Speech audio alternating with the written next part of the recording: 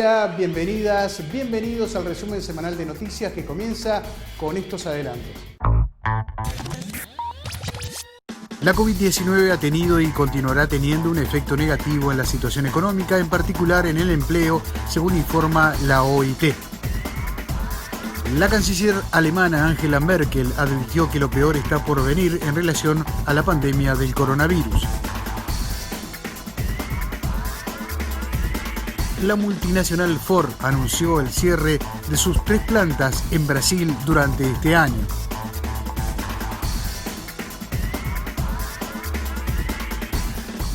Más de 225 trabajadores de Google y otras empresas del grupo Alphabet anunciaron este lunes la creación de su primer sindicato. Miles de mexicanos empeñan objetos personales para paliar la crisis económica a causa de la pandemia.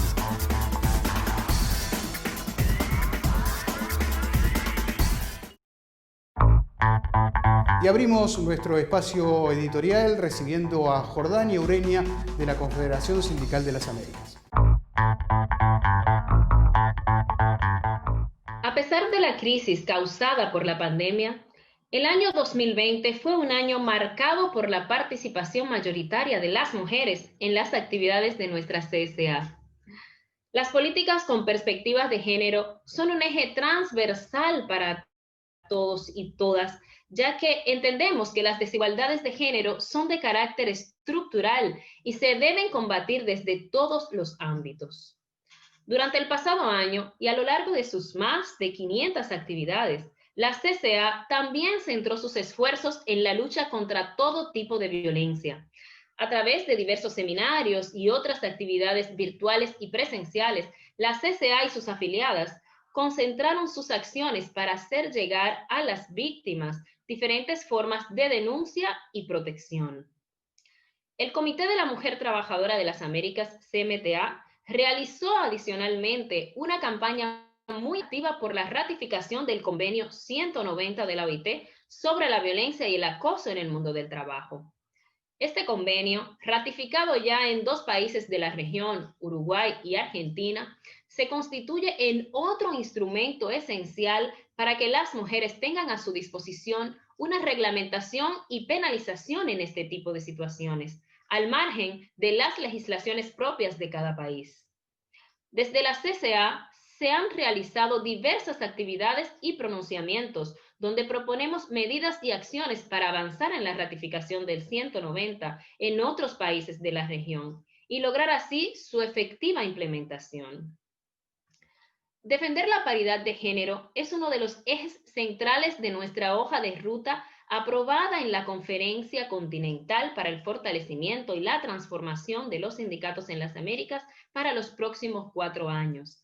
También proponemos medidas afirmativas con el fin de aumentar desde los estados los recursos asignados a la prevención de violencia contra las mujeres, a la protección de las víctimas y a exigir la garantía de estabilidad del trabajo y del salario para todas las trabajadoras de nuestro continente. Naciones Unidas sigue alertando sobre la pandemia y llama a crear una red global de asistencia. La guerra de hoy es contra un virus microscópico. El de mañana podría ser contra los terroristas en el ciberespacio y todavía estamos perdiendo la larga batalla contra el cambio climático. El conflicto ya no es solo una cuestión de poderío militar y económico, del mismo modo que el poder ya no es dominio exclusivo de los estados, dijo el secretario general de la ONU, Antonio Guterres. Mientras continúa la necesidad de cooperación internacional, debemos ampliar nuestra idea de lo que eso significa. En nuestro mundo interconectado necesitamos un multilateralismo en red, de modo que las organizaciones mundiales y regionales se comuniquen y trabajen juntas hacia objetivos comunes, y necesitamos un multilateralismo inclusivo, basado en la representación equitativa de las mujeres y que incluya a los jóvenes, la sociedad civil, las empresas y la tecnología, las ciudades y regiones, la ciencia y el mundo académico. En Argentina se ha aprobado el suero equino para paliar los efectos de la COVID-19. Este es el informe.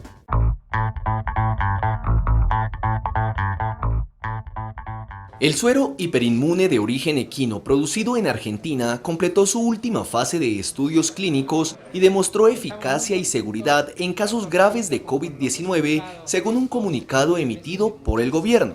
El suero, que se empezará a distribuir esta semana en todo el país, es una inmunoterapia basada en anticuerpos policlonales equinos cuya capacidad neutralizante del virus SARS-CoV-2 lo bloquea y evita su propagación, y que además tiene la ventaja de que pueden producirse rápido y a gran escala.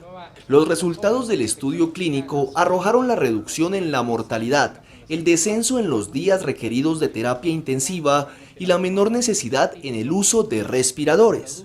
El estudio evaluó la seguridad y eficacia del medicamento en 242 pacientes adultos con enfermedad moderada a severa causada por la infección del SARS-CoV-2 confirmada por PCR dentro de 10 días del inicio de síntomas y que requerían hospitalización. El presidente Alberto Fernández visitó las instalaciones de la compañía biotecnológica Inmunova en el campus de la Universidad Nacional de San Martín, que desarrolló junto a otros centros científicos públicos y privados el suero, que será distribuido en hospitales, clínicas y sanatorios, y expresó su orgullo por los resultados alcanzados. La producción del suero surge de una articulación público-privada encabezada por el laboratorio Inmunova, el Instituto Biológico Argentino y la Administración Nacional de Laboratorios e Institutos de Salud Dr. Carlos G. Malbrán. Nos vamos a Alemania. Angela Merkel, canciller de ese país, advierte que lo peor en materia de la pandemia está por venir. La canciller alemana Angela Merkel advirtió que lo peor está por venir frente a la pandemia generada por la COVID-19 en el mundo. Las próximas semanas, según la dirigente política, serán la fase más dura de la pandemia, con el personal sanitario trabajando al máximo de su capacidad, informó. La razón obedece al fuerte impacto que tuvo el aumento de los contactos sociales durante las festividades de fin de año y que le están pasando factura al mundo. Más del 80% de las unidades de cuidados intensivos de su país se encuentran ocupadas. La dura declaración de Merkel se produjo luego de mirar cómo el coronavirus desafía a algunos países, entre ellos Bélgica, donde la semana pasada las muertes superaron la cifra de 20.000. La mitad, según las estadísticas del gobierno, eran adultos mayores y permanecían cuidándose en sus casas. Seguimos en Alemania, donde los sindicatos de ese país piden que el teletrabajo sea aprobado por ley. La Confederación de Sindicatos Alemanes, la mayor organización sindical del país, reclama que se establezca por ley el derecho al teletrabajo durante la pandemia y que se sancione a las empresas que no le ofrezcan esto a su plantilla. Ahí donde es posible, debe garantizarse ese derecho laboral al trabajador, indicó el presidente de la DGB, Rainer Hoffmann. La fórmula del teletrabajo no puede estar sujeta a la buena voluntad del empresario, como en la práctica sucede ahora, afirma Hoffmann, sino que debe quedar debidamente regulada. La pandemia ha colocado a los trabajadores ante situaciones extenuantes, afirma, sea porque se han visto empujados a trabajar sin las debidas garantías, por miedo a perder su puesto, o porque no se les ha facilitado el trabajo desde casa. El teletrabajo debe ser una opción aceptada, no impuesta por el empleado, insiste Hoffmann, quien reclama asimismo mejoras para evitar despidos masivos. Se estima que unos 10.5 millones de personas trabajan de forma regular desde sus casas, 1 de cada 4 ciudadanos laboralmente activos, según datos de la televisión pública relativos a diciembre, cuando antes de la pandemia apenas lo hacía un 3%. Hasta ahora, desde el Ejecutivo de la canciller Angela Merkel, se ha recomendado encarecidamente que se facilite en los sectores en que sea posible. Más de 225 trabajadores de la multinacional Google han creado un sindicato.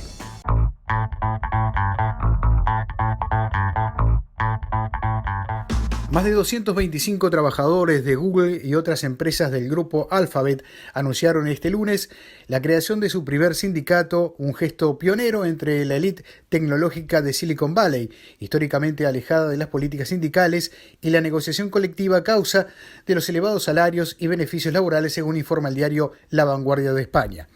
Tras un año de organizaciones en secreto, los trabajadores anunciaron este lunes la creación del Alphabet Workers Union. Vamos a proporcionar una estructura sostenible para asegurar que se respeten los valores que compartimos como empleados de Alphabet, dijo Nicky Anselmo, un gerente de programas. Según avanzó The New York Times, el sindicato de Google quiere ir más allá de las condiciones laborales, quiere abordar cuestiones como el acoso sexual, discriminaciones por razón de género o de raza en el trabajo y también tratar cuestiones éticas sobre la compañía como sus políticas de privacidad o posibles abusos de posición dominante en el mercado. Según el rotativo, el sindicato recoge el malestar que hasta la fecha canalizaban movimientos activistas creados por trabajadores de varias empresas tecnológicas. Empleados de otras compañías como Amazon, Salesforce o Pinterest se han manifestado por cuestiones similares en los últimos años.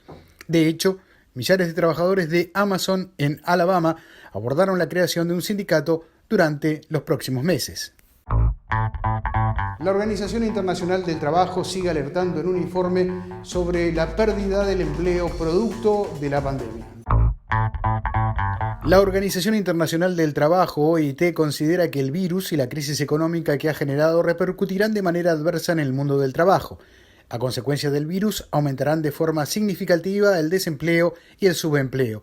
La OIT estima que el desempleo mundial provocado por el COVID-19 será de 5.3 millones de personas en el caso más favorable y de 24.7 millones de personas en el caso más desfavorable. También estima el organismo una incidencia media del COVID-19 en el desempleo.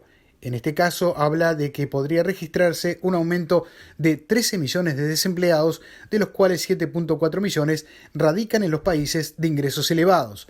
Hemos retrocedido 10 años en 10 meses, afirmó el director de la OIT para América Latina y el Caribe, Vinicius Piñeiro, quien indicó que el retroceso se tradujo más que nada en la pérdida de los avances registrados en años pasados en la participación de las mujeres en el mercado laboral y la reducción del trabajo infantil. Ford ha anunciado el retiro en Brasil de 3 de sus plantas, impactando fuertemente en el desempleo.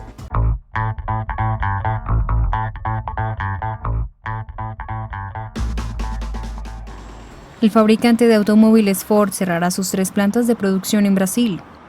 Esto como parte de una reestructuración de sus operaciones en Latinoamérica que le va a suponer unos costes de $4.100 millones. Según ha informado la empresa, la producción cesará inmediatamente en las plantas de Camacari y Taubaté, aunque continuarán suministrando componentes durante varios meses para dar apoyo a los inventarios. La planta de Horizonte, por su parte, seguirá operando hasta el cuarto trimestre de 2021. El máximo ejecutivo de Ford, Jim Farley, afirmó que la empresa se está trasladando a un modelo de negocios más austero y ligero en activos al cesar la producción en Brasil. Miles de mexicanos están empeñando efectos personales debido a la crisis provocada por la pandemia.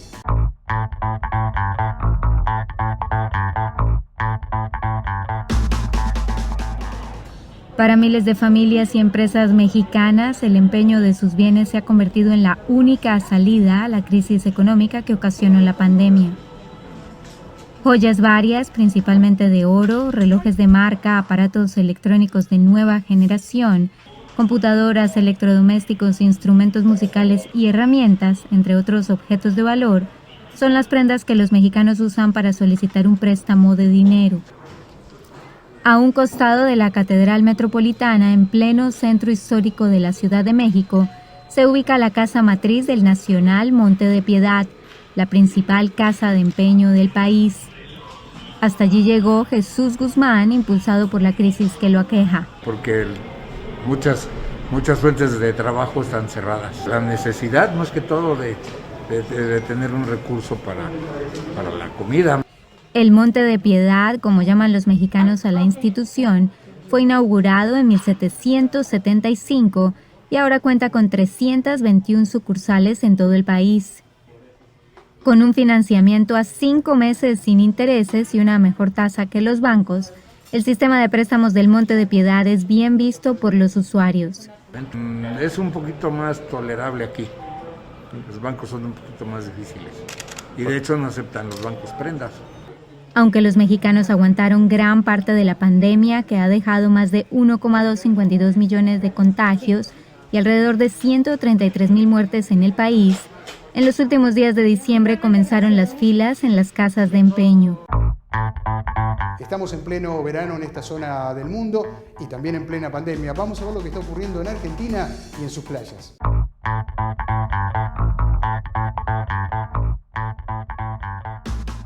Argentina vive su verano a pesar de la pandemia. La mayoría de playas como Mar del Plata se han visto colmadas de familias que gozan de las vacaciones, muchos sin respetar el distanciamiento social, un gran problema frente a la COVID-19.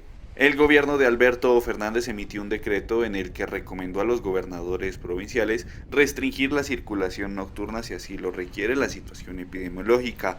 Aunque algunos distritos ya adelantaron que por el momento no impondrán medidas de este tipo, otros como la provincia de Buenos Aires, la más poblada y con las playas más solicitadas, anunció los cambios que implementará a partir del próximo lunes. En los municipios que se encuentran en fases 3 y 4 se suspenderá entre las 1 y 6 horas de la madrugada toda actividad comercial, artística, deportiva, cultural, social y recreativa, salvo actividades agropecuarias y consideradas esenciales. También deberán reducir las actividades sociales, recreativas y familiares a grupos de hasta 10 personas en espacios cerrados y abiertos. Se restringirá el uso de transporte de pasajero urbano a personas que se dediquen a tareas esenciales y se reforzarán los controles para disminuir la circulación de personas en horarios nocturnos y evitar la realización de actividades no permitidas. Fuerte cuestionamiento de la Confederación Sindical de las Américas a la decisión del gobierno de Donald Trump de incluir a Cuba como promotor del terrorismo.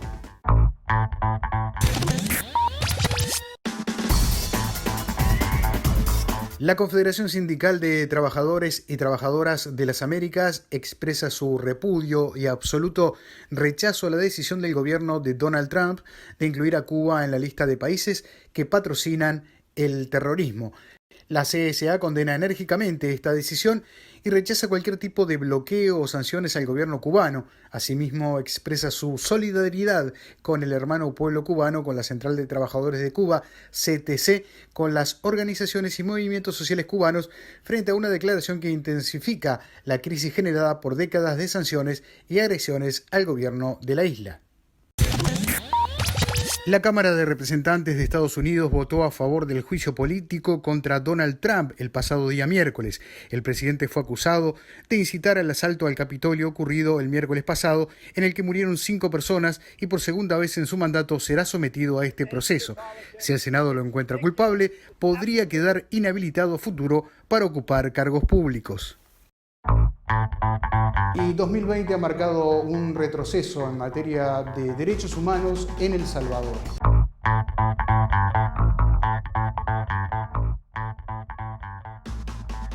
El 2020 fue un año de retrocesos en materia de derechos humanos y de violaciones a estos, especialmente en el contexto de la pandemia de coronavirus. Es lo que opina el exprocurador de Derechos Humanos del país, David Morales. Tuvimos políticas públicas desde el gobierno caracterizadas por violaciones a los derechos humanos. Hubo una política clara de detenciones arbitrarias sistemáticas en el marco de las cuarentenas que fueron ordenadas al margen de la legalidad. Entre marzo y julio de 2020, los salvadoreños estuvieron bajo una cuarentena obligatoria para contener los contagios de la pandemia. Sin embargo, esta medida implicaba la detención de las personas que supuestamente no respetaban la disposición, quienes eran llevados a centros de contención instalados por el gobierno, lo que violentó sus derechos, según diversos defensores de los mismos. A criterio de Morales, en el 2020 también hubo graves retrocesos en materia de transparencia. Se ha violentado sistemáticamente la ley de acceso a la información pública, prácticamente se ha caído en una situación en la que las diferentes oficinas gubernamentales de información la niegan. Morales dijo que se destaca como elemento muy positivo la reducción de homicidios en general. El Salvador cerró el año con 1.322 homicidios, aproximadamente un 45% menos de los que registraron en 2019.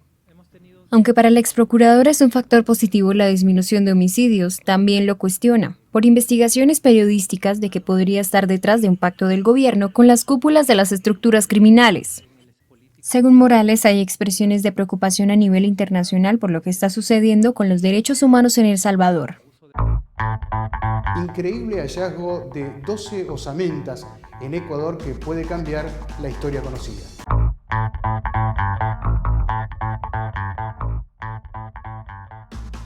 El hallazgo de 12 osamentas en una cancha inca en Latacunga, en el corazón de Ecuador, puede arrojar luz sobre los usos y formas de vida en el periodo intercolonial andino, en el que la investigación académica hasta ahora se nutre casi exclusivamente de fuentes históricas. Los restos de hace 5 siglos fueron hallados en Mulaló, una de las 10 parroquias rurales del cantón Latacunga, a unos 2.900 metros de altitud, en una operación de salvataje arqueológico iniciada durante la construcción de un tanque de agua para riego. Esteban Acosta, el arqueólogo a cargo de la operación, explica que el periodo al que corresponden los artefactos es de unos 100 años, que se extiende desde 1450 a 1540, y que cubre la transición colonial del periodo incaico a la colonia española.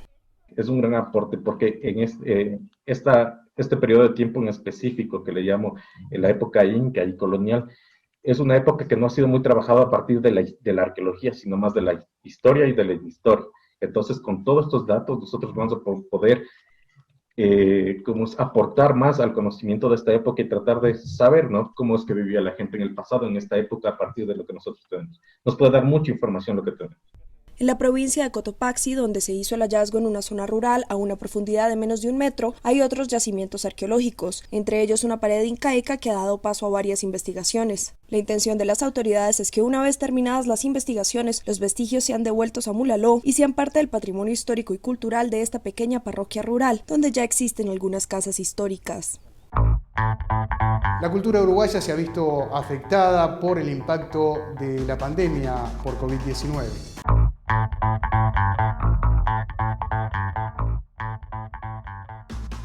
La llegada de la segunda ola de la pandemia a Latinoamérica viene golpeando con más fuerza. En el caso de Uruguay, el sector cultura se ha visto drásticamente castigado durante toda la contingencia. En un comienzo, los teatros fueron los primeros en cerrar. Hubo una pequeña reapertura cuando todo se estabilizó y nuevamente vuelve el cierre a causa de este rebrote. Después de que el 6 de enero el presidente uruguayo Luis Lacalle Pou anunciara que los espectáculos se retomarían este lunes con aforo mínimo, el vasto sector de la cultura sufrió un impacto más al ver cancelado su carnaval, el más largo del mundo con 40 días, vive horas de dolor e incertidumbre. Así lo cuenta el presidente de la Federación Uruguaya de Teatros Independiente, Washington Sassi. Estamos en un momento bastante crítico, yo te diría que mucho más que la primera reapertura, porque ahora estamos en una gran incertidumbre. La música también se apaga. La Sala Blas, creada en 2012, anunció su cierre este 6 de enero. La pandemia, que ha caído como un baldazo de agua fría, no permitió mantener en pie la apuesta a diversificar los géneros musicales. Una de las salidas más viables ha sido la reinvención en la forma de transmisión. Ahora los recitales desde casa o estudios de los artistas parecen ser lo más rentable para la difusión de obras teatrales y danza. Vamos a hacer un repaso ahora de la semblanza de algunos líderes de Latinoamérica y comenzamos con el expresidente de Uruguay, José Mujica. Pepe Mujica, expresidente de Uruguay entre 2010 y 2015, sigue activo en la política pese a haberse retirado del Senado uruguayo en septiembre de 2020 motivado por la pandemia de coronavirus. Yo tengo mi buena cantidad de defectos. Soy pasional. Pero en mi jardín hace décadas que no cultivo el odio. Porque aprendí una dura lección que me impuso la vida, que el odio termina estupidizando. Desde su rancho en la zona rural de Montevideo, el líder de Frente Amplio y de la izquierda latinoamericana concede entrevistas y participa de eventos virtuales. Los análisis que realiza Pepe Mujica son escuchados atentamente por los países de la región, como es el caso del argentino Alberto Fernández, y ha inspirado no solamente a políticos, como también a activistas y militantes por derechos y por el medio ambiente en los lugares más diversos del mundo. El discurso de Mujica en el Río +20 en junio de 2012 es al día de hoy una referencia sobre la interacción entre la humanidad y la naturaleza de la cual forma parte. Que la crisis de la agresión al medio ambiente no es una causa. La causa es el modelo de civilización que hemos montado y lo que tenemos que revisar es nuestra forma de vivir. Mujica también dedica gran parte de sus reflexiones a la búsqueda de soluciones sobre los desafíos de la pandemia de coronavirus, que según el exmandatario pasan por la solidaridad entre los pueblos y en el caso de las Américas por la integración de los países de la región. Sobre las tendencias del mundo del trabajo en las próximas décadas, Pepe Mujica resalta la importancia del tiempo libre para el cultivo de afectos en una sociedad del consumo que prioriza el tener sobre el ser. Personaje retratado en películas de directores como Emir Kusturica y recientemente por libros como Mujica por Pepe, del actual ministro de Educación argentino Nicolás Trota, Mujica es un líder mundial que ya dejó su marca en la historia y nos brindó una lección de humildad, coherencia y persistencia en un periodo de muchas incertidumbres. Cuestionado por Trota sobre su legado, Mujica responde: "Mi legado es un grupo de jóvenes que levantan las banderas de la igualdad y de la lucha por la justicia social y que sigan estando después de mi muerte. Trabajo para eso. No creo que haya un final, porque no hay una meta, hay un camino". De esta manera llegamos al final de este encuentro informativo semanal. Soy José Sena, desde la sede continental de la CSA en Montevideo, Uruguay. Gracias por acompañarnos.